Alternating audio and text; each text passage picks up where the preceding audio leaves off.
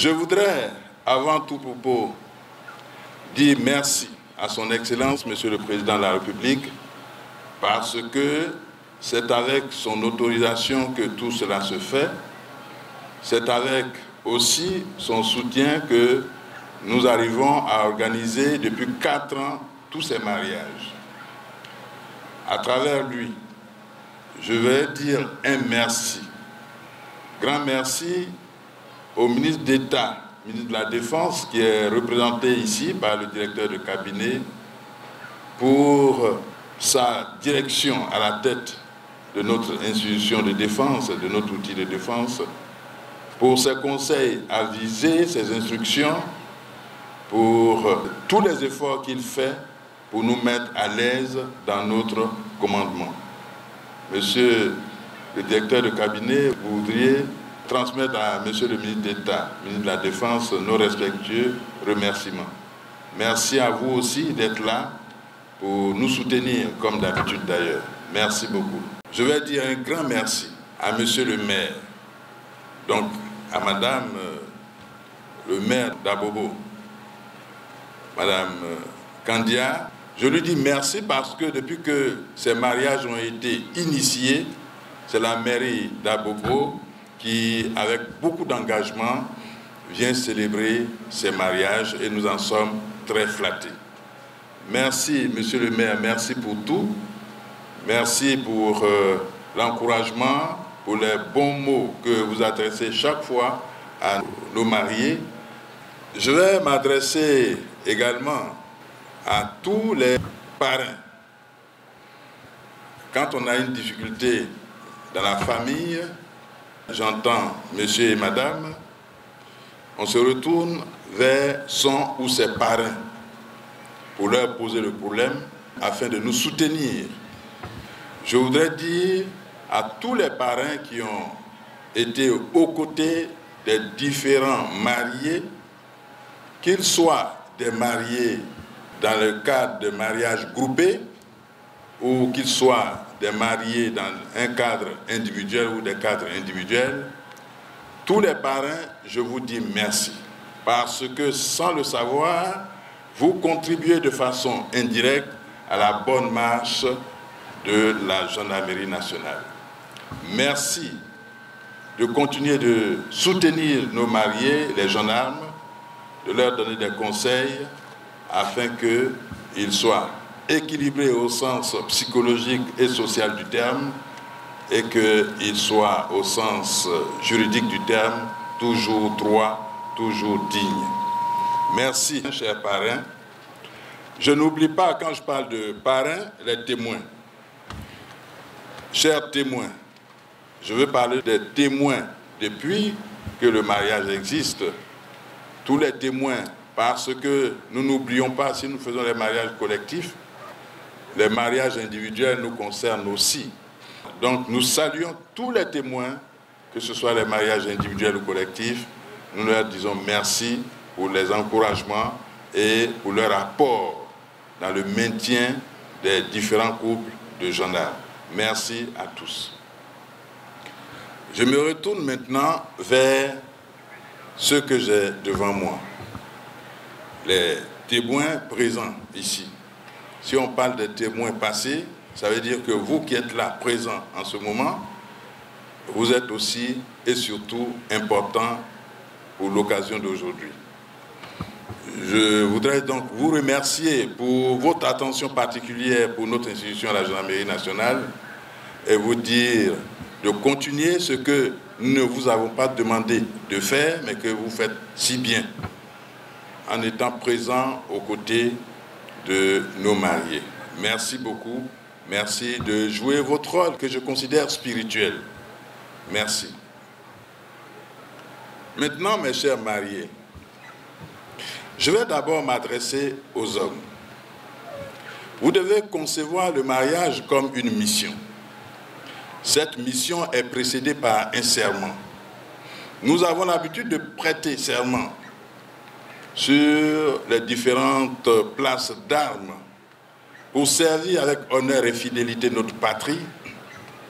C'est un premier serment de vie, un serment qui fait de nous, gendarmes, des hommes particuliers, des hommes spéciaux, qui doivent en tout temps, en tout lieu et en toutes circonstances rester et demeurer gendarmes dans leur comportement, dans leur action, dans leur apport ou rapport avec l'État, dans leur comportement vis-à-vis des populations également.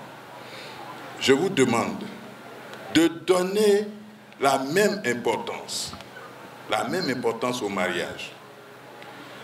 Vous avez prêté serment, c'est un deuxième serment de vie qui doit commander que vous, gendarmes, vous puissiez vous souvenir de la présence du ministre d'État, ministre de la Défense, à travers le directeur de cabinet, de tous ces personnages importants qui ont pris de leur temps pour venir ici, pour témoigner de leur affection, d'abord pour la Gendarmerie nationale et en particulier pour vous. Vous devez, en cas de difficulté, vous souvenir que vous êtes des personnes qui ont prêté serment et que non seulement vous avez le serment de mariage, mais vous avez prêté un serment de servir avec honneur et fidélité. Or, justement, pour servir avec honneur et fidélité la patrie, vous devez être un homme équilibré ou une femme équilibrée, qui n'est pas une personne éparpillée qui ne sait pas où elle va.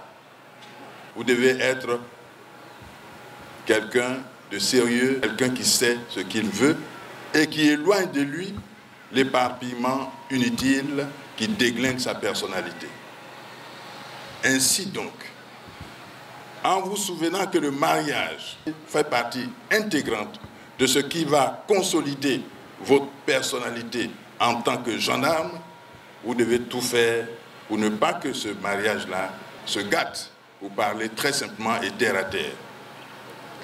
Vous devez vous souvenir en tant que militaire que vous êtes en mission, la mission officielle qui est la mission d'État en tant que gendarme, mais en tant que gendarme, vous vous êtes marié dans un cadre de gendarmerie, vous avez prêté serment que vous devez respecter et que vous êtes en mission divine, pratiquement, parce que vous avez une épouse désormais avec laquelle vous avez ou vous aurez des enfants qui sont indéniablement donnés par notre Père céleste, Dieu.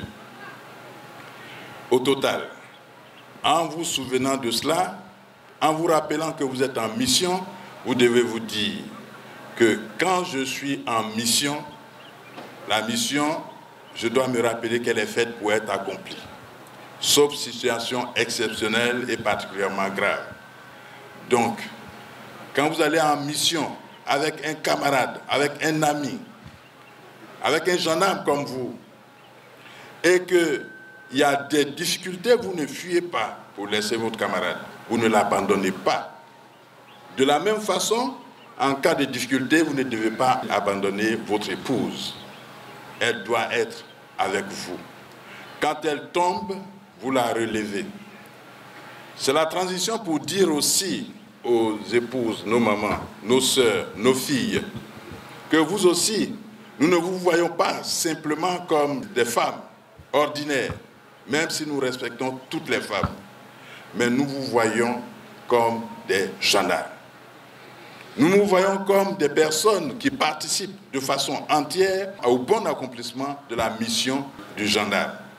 Nous vous disons merci pour tout ce que vous faites déjà, parce que, nous le savons très bien, il y en a qui sont avec leur époux d'aujourd'hui, mais qui vivent maritalement avec lui depuis des lustres. Donc, vous soutenez d'une façon directe ou indirecte votre mari. Vous êtes gendarme. Nous vous remercions pour ce que vous faites dans le cadre de la gendarmerie, pour la contrainte ou les contraintes que vous vous imposez en faisant des efforts pour bien vous comporter, pour ne pas avilir, salir notre institution. Et nous vous demandons de continuer, de ne pas vous décourager. Si jamais l'envie de nuire vous prenait, rappelez-vous que votre mari porte une tenue. Il a une visibilité nationale. Il a le cœur républicain. Et que si vous l'abandonnez, vous n'avez pas abandonné lui seul. Vous avez aussi abandonné la République.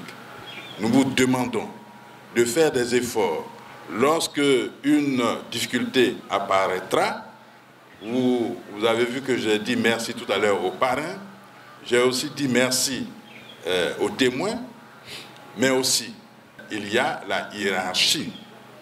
La hiérarchie de la gendarmerie fait l'effort de fonctionner de façon intelligente, de sorte que quand un problème de famille lui est posé, ce problème de famille ne vient pas sur la place publique. Nous avons un service social, nous avons les différents responsables, commandants d'unité, nous avons même des anciens qui sont assez outillés pour donner de bons conseils. Les modèles ne manquent pas dans notre institution. Vous trouverez, chères sœurs, chères filles, chers enfants, vous trouverez forcément un personnage à qui vous pourriez poser votre problème sans salir exagérément l'image de votre époux. Et comme je l'ai dit, de façon intelligente, la réaction sera de travailler pour améliorer la vie de ce couple, pour remettre, pour créer les conditions pour que ce couple continue de vivre ensemble. Mais jamais, jamais la hiérarchie de la gendarmerie ne profitera d'une occasion pareille où une épouse est venue vers l'institution, lui faisant confiance pour dire j'ai telle difficulté avec mon mari qui est gendarme. Nous ne profiterons jamais de cette occasion-là pour détruire votre époux.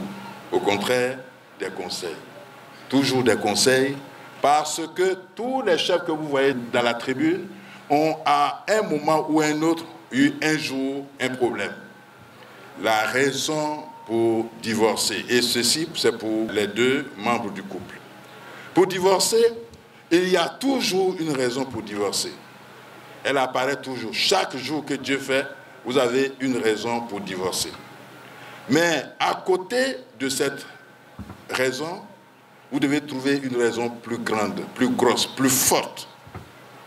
Celle de la dignité, qui est de continuer votre mariage, de rester dans votre mariage, de vous comporter en bon époux, de respecter votre épouse et d'éliminer la cause qui fait que vous avez envie de partir.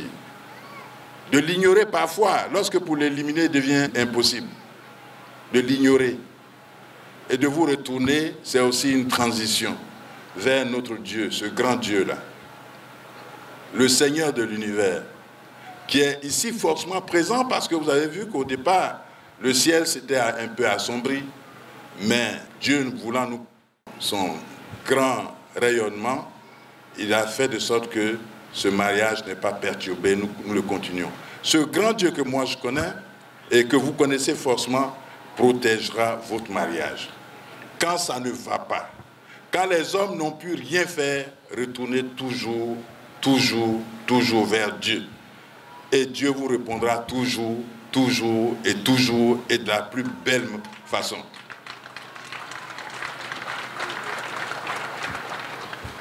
Donc ce Dieu des armées, ce Dieu de la gendarmerie sera toujours présent pour soutenir vos couples, ou du moins votre couple. Je vous demande de comprendre que notre métier de gendarmerie est un métier ardu, particulièrement difficile, qui vous demande parfois de faire 2 jours, 3 jours sans dormir, et de pouvoir continuer de travailler, de pouvoir continuer de vivre votre vie de couple. Quand je finis ici, je peux prendre mon téléphone en fonction d'une information pour demander à un de mes collaborateurs, va à Danané, il y a telle mission à accomplir. Il n'avait pas prévu ça. Il n'y pensait même pas. Mais préparé qu'il est en tant que gendarme, il va être obligé de prendre ses clics et claques pour prendre la direction du lieu dit. Quand vous êtes avec un gendarme et que vous êtes suffisamment averti pour comprendre que vous êtes avec quelqu'un, qui ne maîtrise pas forcément lui-même son calendrier, même si quelquefois certains peuvent tomber, et il faut toujours se rappeler que vous devez être suffisamment tolérant pour lui permettre de faire son travail. Quand on a fini de donner des conseils à un camp, il faut en donner aussi à un autre. Si les femmes doivent être tolérantes, c'est que les hommes doivent être aussi tolérants. Je vais vous poser donc quelques questions, en commençant par mes frères d'armes. Frères d'armes mariés, est-ce que vous serez tolérants avec vos épouses? Moi, je n'ai pas entendu, hein. Bon, levez-vous. Est-ce que vous serez tolérants vis-à-vis de vos épouses? Est-ce que vous allez prendre en compte le serment que vous avez prêté ici à l'image du serment que vous avez prêté vis-à-vis de l'État de Côte d'Ivoire pour servir avec honneur et fidélité? Il y a caillou dans mes oreilles, donc répondez fort. Est-ce que vous serez des maris dignes? Est-ce que vous allez comprendre que votre femme est là pour vous aider à mieux travailler? Est-ce que vous n'allez pas donner l'impression à votre femme qu'elle s'est trompée de chemin? Non quoi?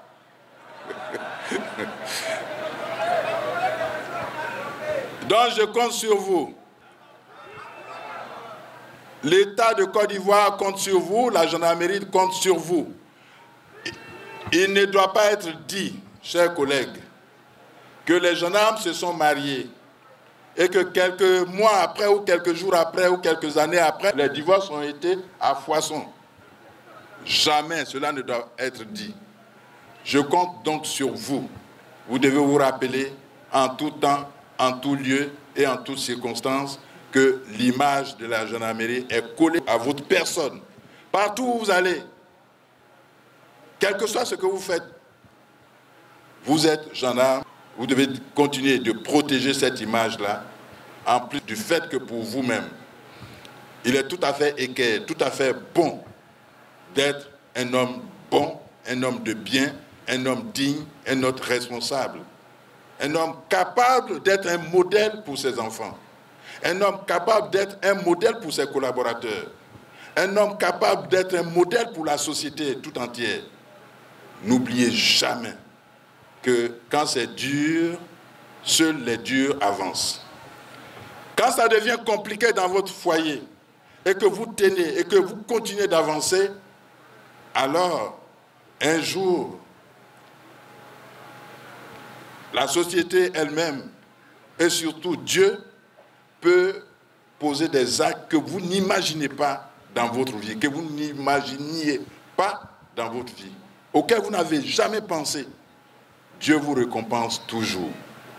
Encore Dieu, et je vous demande de vous asseoir les hommes.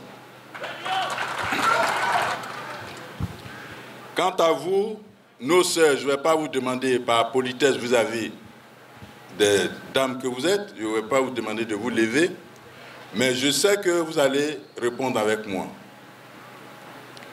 Je n'ai pas osé poser la question à vos hommes s'ils seront fidèles, mais cette question est collective. Cette question est collective, je la poserai à la fin.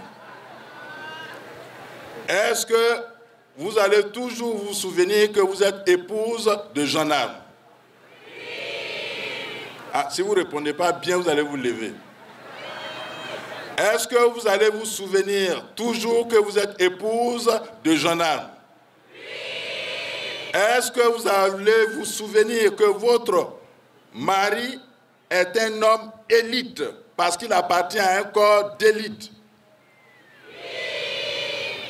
Est-ce que vous allez veiller à protéger l'image de la gendarmerie nationale? Est-ce que vous allez vous souvenir que votre mari ne s'appartient pas, mais il appartient à l'État de Côte d'Ivoire? Est-ce que vous allez vous souvenir que vous avez à protéger vos enfants Vous protégez vos enfants à travers le maintien du mariage pour ne pas que vos enfants soient livrés à la nature et à la société qui ne pardonne jamais.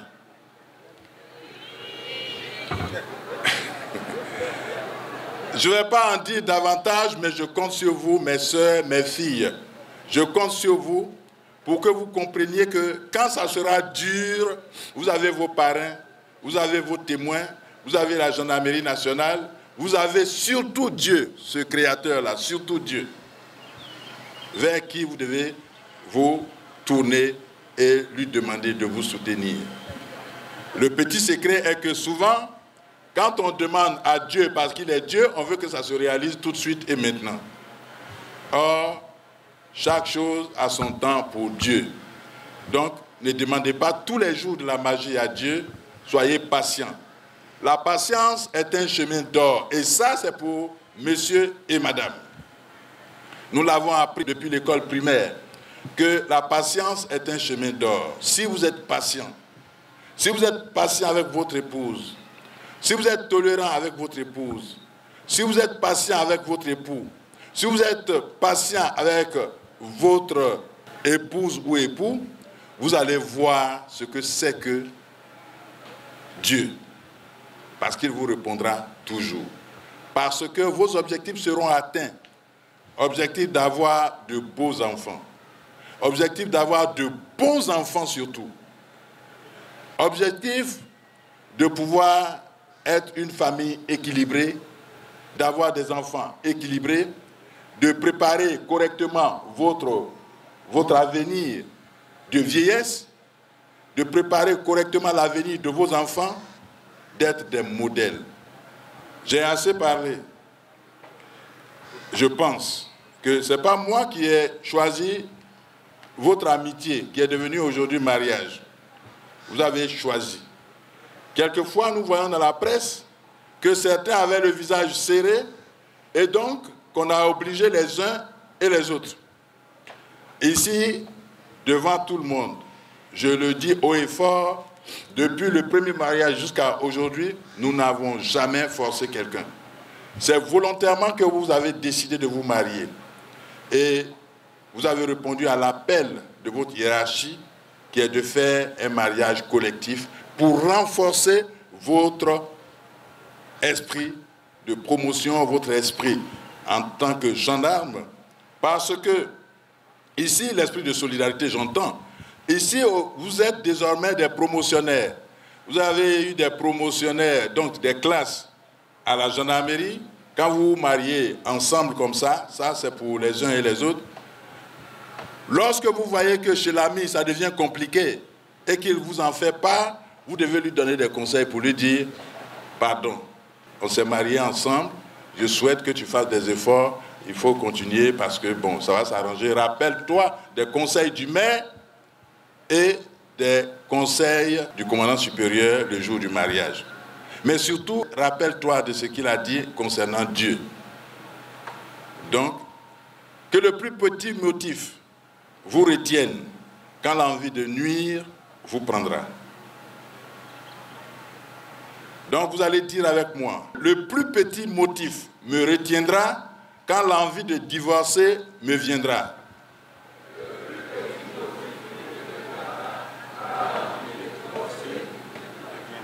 Vous vous engagez ainsi dans une mission permanente, une mission éternelle, jusqu'à ce que Dieu vous sépare. Soyez toujours mariés avec votre époux, avec votre épouse. Que Dieu vous bénisse abondamment. Que Dieu vous donne assez de chance pour servir avec honneur et fidélité la Côte d'Ivoire.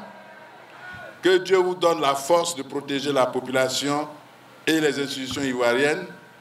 Que Dieu vous donne la force et le courage de rester dans votre mariage et de faire de votre épouse ou de votre époux votre complice de toujours, quelles que soient les difficultés. Merci et bonne chance.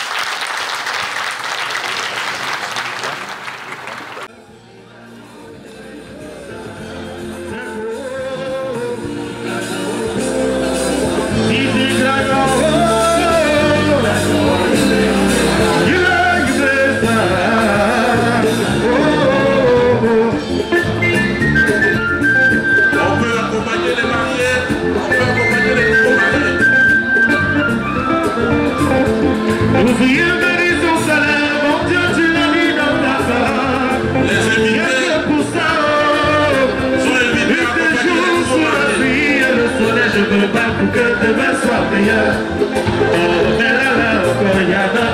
jaloux de ça. Yo là là encore, il y en a qui sont même pas contents. Si c'est un grand tout, allez, yo. Gigi-yo, gigi-yo.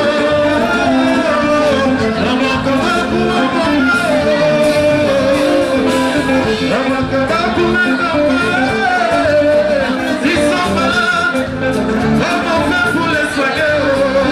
On l'accompagne de carrière, je veux pas comme je veux. Oh, mais là encore, il y en a qui sont jaloux de ça. Là encore, il y en a qui sont